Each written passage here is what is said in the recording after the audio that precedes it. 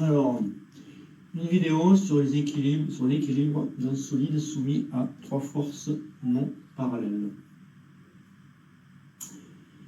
Alors, qu'est-ce que ça veut dire être en équilibre?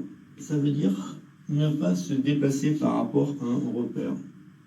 Alors nous, on va prendre un repère terrestre lié à la Terre, et évidemment, on va considérer que ce solide, correspondant à ce morceau de polystyrène, ne se déplace pas par rapport à ce repère, et donc il est bien en équilibre. On a bien 3 forces non parallèles, 2 forces qui sont exercées par les 2 dynamomètres, que j'ai désignés par T1 et T2, et troisième force, le poids de la masse, ici, la masse elle fait 200 grammes, qui correspond à un poids de 2 newtons. J'ai résumé dans ce tableau les caractéristiques des 3 forces qui s'exercent, en précisant le sens, la direction, le point d'application et les intensités relevées sur les 2 dynamomètres, avec le poids lié à la masse. Alors les points d'application, pour les 2 dynamomètres, ça correspond au point d'attache, ici que je désigne par la lettre A, et ici que je désigne par la lettre B. La première chose que je vais faire, c'est relever les droites d'action pour chacune des 3 forces. Pour ça, je vais m'appuyer sur l'ombre qui est projetée, et je vais les relever.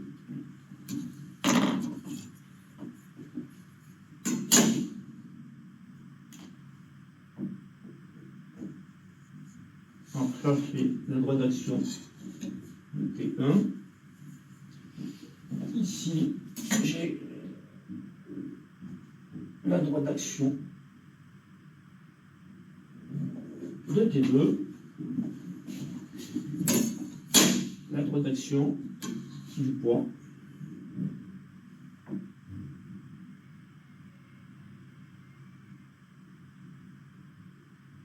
qui est verticale.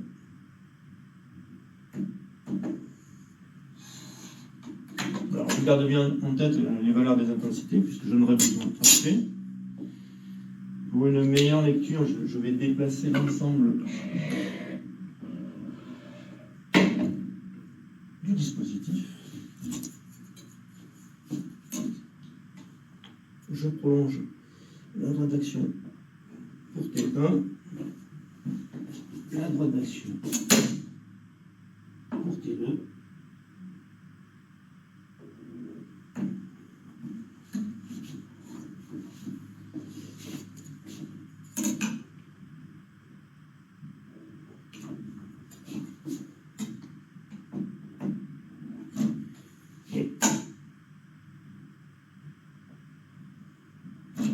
une constatation évidente, mes 3 droites d'action se coupent en un seul point. On dit que les droites d'action sont concurrentes.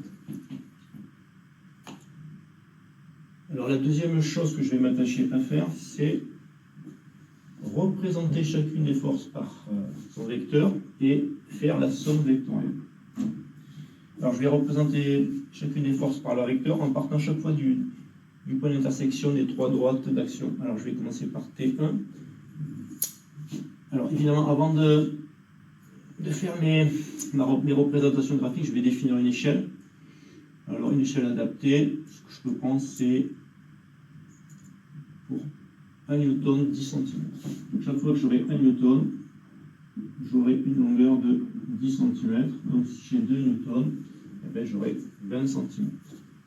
Alors pour T1, j'ai 1,9 newton, donc ça va me faire 19 cm.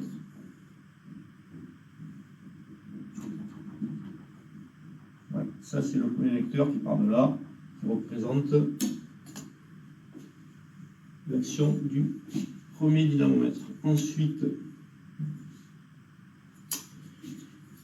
je vais faire ma mise bout à bout. Pour ça, je vais utiliser. Après, j'utiliserai 2 équerres par la suite. Alors ici, j'ai 1 newton, donc ça fait 10 cm. Donc je suis ici. Ça c'est T2, ça représente l'action du deuxième dynamomètre. Et le poids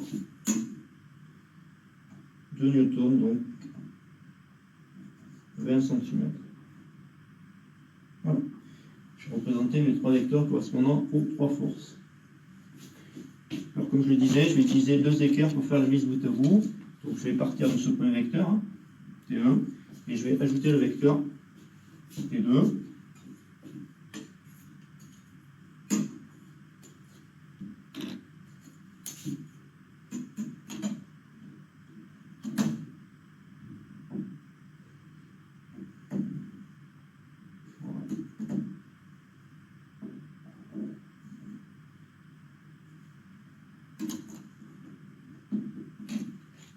T2 fait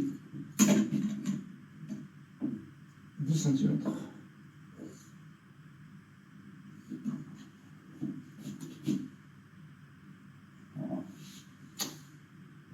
Je pars de là, T1, T2, il ne me reste plus qu'à dessiner verticalement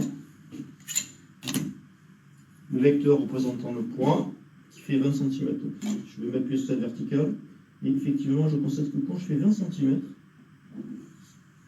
et je reviens au point de départ de la construction. Je suis parti de là, T1, plus T2, plus le poids. On voit que je reviens au point de départ. J'ai donc une figure qui est fermée. Ça signifie que ma somme vectorielle est nulle, ou que mon dynamique, ou que ma résultante est nulle. Donc j'ai déjà 2 conditions qui sont vérifiées lorsqu'un solide soumis à 3 forces non parallèles est en équilibre. Les 3 droites d'action sont concurrentes. La somme vectorielle est nulle. Alors, il y en a une troisième qui est évidente puisque je travaille dans le plan du tableau. Hein. La troisième condition, c'est que les forces sont dans un même plan. On dit qu'elles sont coplanaires.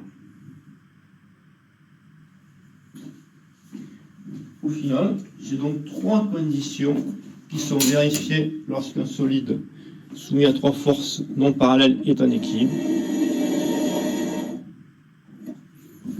Les 3 droites d'action sont concurrentes, elles se coupent à un seul point. Les forces sont coplanaires, elles sont dans un même plan, et la somme vectorielle est nulle. Si je fais la mise bout à bout, j'obtiens une figure fermée. On dit aussi que le dynamique ou que la résultante est nulle.